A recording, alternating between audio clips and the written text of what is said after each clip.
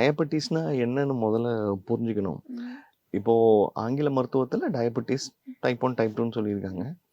இந்திய மருத்துவத்துல வந்து பார்த்தீங்கன்னா, டயபெட்டிஸே வேற மாரி சொல்லியிருக்காங்க. இட்ஸ் கிரானிக் மெட்டபாலிக் டிஸார்டர்ன்னு சொல்லியிருக்காங்க. ம். இது வந்து பிரமேகம்னு சொல்லியிருக்காங்க. ம். இந்த பிரமேகம்ன்றது வந்து பார்த்தீங்கன்னா, 20 டைப் சொல்லியிருக்காங்க அதுல. ம். அந்த 20 டைப்ல 10 வந்து கபஜம், ம். 6 வந்து பித்தஜம், ம்.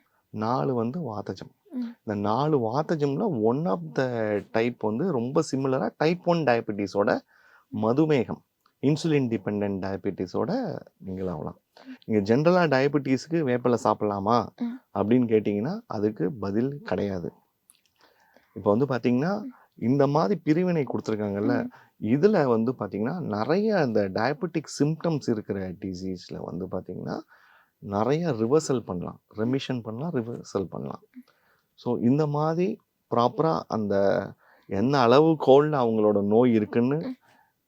ஃபிசிக்கல் பல்ஸு, ஃபிசிக்கல் எக்ஸாமினேஷன் பண்ணிட்டு, பிளட் டெஸ்ட்டும் பண்ணிட்டு, அவங்களுடைய இந்த ஃபிசிக்கல் எக்ஸாமினேஷன் எல்லாமே பார்த்து முடிச்சுட்டு, அந்த மாதிரி நம்போ ப்ராப்பர் டயக்னோசிஸ், டிஃபரன்ஷியல் டயக்னோசிஸ் பண்ணி முடிச்ச அப்புறமா, சில கண்டிஷனுக்கு வந்து ரிவர்சல் குடுக்கலாம். ம். அப்போ வந்து வேப்ப இலை, வேப்பங்கொழுந்து இதெல்லாம் வந்து நல்லா யூஸ் ஆகும்.